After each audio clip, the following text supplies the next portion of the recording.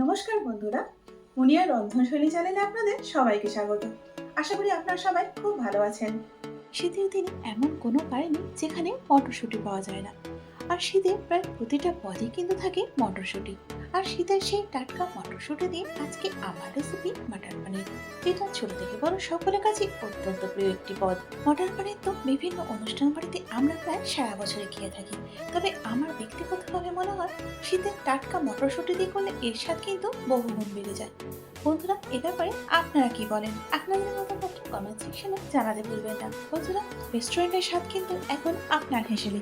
চলুন তাহলে আর একটু দেরি না করে খুব সহজে আর কম সময়ের মধ্যেই তৈরি করে ফেলি আজকের রেসিপি মটর পনির। যেহেতু পনিরের টুকরোগুলো একটু ভেজে নেব, সেই জন্য প্যানের মধ্যে দিয়ে দিচ্ছি 2 টেবিল চামচ ভেজিটেবল অয়েল। এখানে আমি 450 গ্রাম পনির নিয়েছি। পনিরগুলোকে কিউব আকারে কেটে নিয়েছি।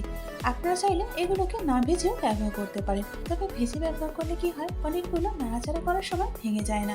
এখন মিডিয়াম হিটে হালকা লাল করে পনিরগুলোকে ভেজে নেব। দেখুন বন্ধুরা, এখানে পনিরগুলো ভাজা হয়ে গেছে। এবার এগুলোকে তুলে নিয়ে সরাসরি গরম জলে দিয়ে দেবো। এখন প্যানে বাকি তেলের মধ্যে দিয়ে দিচ্ছি হাফ চা চামচ জিরে, 3টে ছোট এলাচ, 1টা বড় এলাচ, 2 টুকরো দারচিনি, আর এর সাথে এখানে দিয়ে দিচ্ছি 2টো তেজপাতা। এবার ফোড়নগুলোকে কিছুক্ষণের জন্য নাড়াচাড়া করে নেব। এবার এর মধ্যে দিয়ে দিচ্ছি 2টো লম্বা করে কেটে নেওয়া পেঁয়াজ। পেঁয়াজগুলোকে এখানে আমি একটু মোটাই রেখেছি। এবার পেঁয়াজগুলো ট্রান্সলুসেন্ট হওয়া অবধি ভেজে নেব। পেঁয়াজগুলো ট্রান্সলুসেন্ট হয়ে গেছে। এখন এখানে দিয়ে দিচ্ছি 2টো কাঁচা লঙ্কা আর 2টো বড় সাইজের টমেটো। টমেটোগুলোকে আমি একটু মোটা মোটা করে কেটে নিয়েছি। এর সাথে এখানে দিয়ে দিচ্ছি 8-10 কোয়া রসুন। রসুনের পর এখন এখানে দিয়ে দিচ্ছি 2 ইঞ্চি টুকরো করে কেটে নেওয়া আদা। আদার সাথে এখানে দিয়ে দিচ্ছি 12 থেকে 14টা গাজর, যেগুলোকে আমি একটু গরম জলে ভিজিয়ে রেখেছিলাম। এর সাথে এখানে দিয়ে দিচ্ছি 3টে কাশ্মীরি মরিচ। এবার সমস্ত কিছু খুব ভালো করে 4 থেকে 5 মিনিটের জন্য মিডিয়াম হিটে নেড়ে নেব। 5 মিনিট পর এখন এখানে দিয়ে দিচ্ছি 1 কাপ জল। এর সাথে দিয়ে দিচ্ছি ধনেপাতা, কিছুটা ডাঁটা। ডাঁটার মধ্যে বেশ অনেকটাই ফ্লেভার থাকে, সেই জন্য এটা এখানে দিলাম। আপনারা কিন্তু এটাকে স্কিপ করবেন না বা ধনেপাতাটা দেবেন না। এবার সবকিছু একটু ভালো করে নাড়াচাড়া করে নিচ্ছি। এখন একদম লো হিটে মিনিট পরের জন্য চাপা দিয়ে দিচ্ছি, যাতে করে সব মশলাগুলো নরম হয়ে যায়। 15 মিনিট পর এখন ঢাকাটা খুলে নিচ্ছি। দেখুন বন্ধুরা, এখানে বেশ কিছুটা জল কিন্তু এখনো অবশিষ্ট আছে। এই জলটা কিন্তু আমি আর শুকনো করব না, কারণ যখন এটা আমি পেস্ট করব তখন জল লাগবে। আমি আর আলাদা করে জল দেবো না, এই জলটা দিয়ে পেস্ট করে নেব। তবে তার আগে দারচিনি, তেজপাতা এবং বড় এলাচটা তুলে ফেলে দেবো। এখন ইন্ডাকশনটা বন্ধ করে দেবো আর মশলাগুলো ঠান্ডা হয়ে গেলে পেস্ট করে নেব। এখানে একটা মশলার পেস্ট আমরা তৈরি করে নেব, সেই জন্য দিয়ে দিচ্ছি 1 টেবিল চামচ ধনের গুঁড়ো, 1 চা চামচ লঙ্কার গুঁড়ো, এর সাথে দিয়ে দিচ্ছি হাফ চা চামচ হলুদ গুঁড়ো। এবার সবকিছুকে 1 টেবিল চামচ জল দিয়ে একটু ভালো করে গুলে নেব। এখানে আমাদের মশলাটা ভালো করে গোলা হয়ে গেছে। এবার এটাকে আমরা সরিয়ে রাখবো। এখন প্যানের মধ্যে দিয়ে দিচ্ছি 2 টেবিল চামচ ঘি। ঘিয়ের পরিবর্তে আপনারা এটা সাদা তেল দিয়েও করতে পারেন।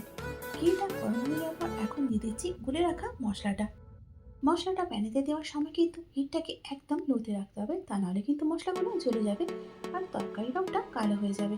এবার মশলাগুলোকে 2 থেকে 3 মিনিটের জন্য ভেজে নেব। 3 মিনিট পর এখন এখানে দিয়ে দিচ্ছি আগের থেকে তৈরি করে রাখা মশলার পেস্টটা। এবার দিয়ে দিচ্ছি 350 গ্রাম মটরশুঁটি, যেগুলোকে আমি ছাড়িয়ে খুব ভালো করে ধুয়ে নিয়েছি। এখন সেটা দিয়ে দিচ্ছি। বন্ধুরা, এবার লো টু মিডিয়াম হিটে মশলাটা ধীরে ধীরে কষিয়ে নেব। আর মটরশুঁটিটা মশলার সঙ্গে দেওয়ার কারণ হলো মশলাটা কষাতে কষাতে মটরশুঁটিগুলো সেদ্ধ হয়ে যাবে, যাতে করে সময়টা কম লাগবে। দেখুন বন্ধুরা, এখানে 10 থেকে 12 মিনিট মটরশুঁটি দিয়ে মশলাটা খুব ভালো করে কষিয়ে নিয়েছি আর তেলটা মশলা থেকে সেপারেট হয়ে গেছে। ঠিক এই সময় এর মধ্যে দিয়ে দিচ্ছি 1.5 কাপ জল। মিক্সির জারটা আমি একটু জল দিয়ে ধুয়ে নিয়েছিলাম, এখন সেটাই দিয়ে দিচ্ছি। এবার নুনটা দিয়ে দিচ্ছি পরিমাণ মতো।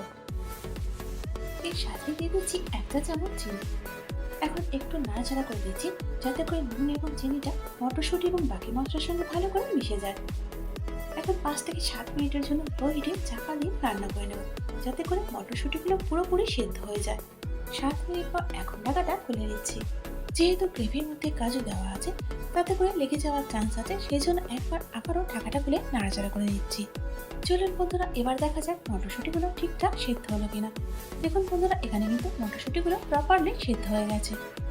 এখন এখানে হোমমেড গরম মশলা দিয়ে দিচ্ছি হাফ চা চামচ। এর সাথে দিয়ে দিচ্ছি কাসুরি মেথিও হাফ চা চামচ। গরম মশলা এবং কাসুরি মেথিটা দেওয়ার পর আবার একবার ভালো করে নাড়াচাড়া করে নিচ্ছি। এখানে গ্রেভি তো আমাদের তৈরি হয়ে গেছে। এখন এর মধ্যে দিয়ে দিচ্ছি ভেজে রাখা পানিরের টুকরোগুলো। পানিরের পর এখন এখানে দিয়ে দিচ্ছি কিছুটা ধনেপাতা কুচি। নাও টাইম টু মিক্স।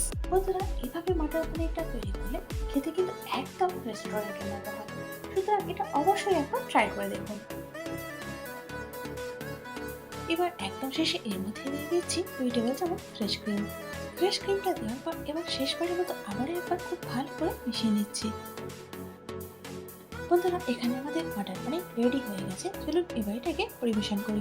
কি বন্ধুরা, তাহলে দেখলেন তো কত কম সময়ের মধ্যে আর কত সহজে একদম রেস্টুরেন্টের মতো মটর পনির আমরা বাড়িতে তৈরি করে ফেললাম। খেতে কিন্তু এটা লাজবাব। আপনারা এটা রুটি, লুচি, নান, পরোটা, পোলাও সবকিছুর সাথেই পরিবেশন করতে পারবেন। তাহলে আর দেরি না করে শীত থাকতে থাকতে তৈরি করে নিন শীতের টাটকা মটরশুঁটি দিয়ে এই মটর পনির। বন্ধুরা, আশা করি আজকের ভিডিওটা আপনাদের ভালো লেগেছে। যদি ভালো লেগে থাকে তাহলে একটা লাইক করে দিন, আর তারই সাথে বন্ধু বান্ধব এবং পরিজনের মধ্যেও শেয়ার করে দিন। আর এইরকমই সহজ রান্নার রেসিপির জন্য আমার চ্যানেলটাকে সাবস্ক্রাইব করে আমার পাশে থাকুন। তার সাথে বেল আইকনটা প্রেস করে দিন, যাতে করে আমার পরবর্তী ভিডিওর আপডেটটা সবার আগে আপনি পেয়ে যান। এতক্ষণ সঙ্গে থাকার জন্য অনেক ধন্যবাদ।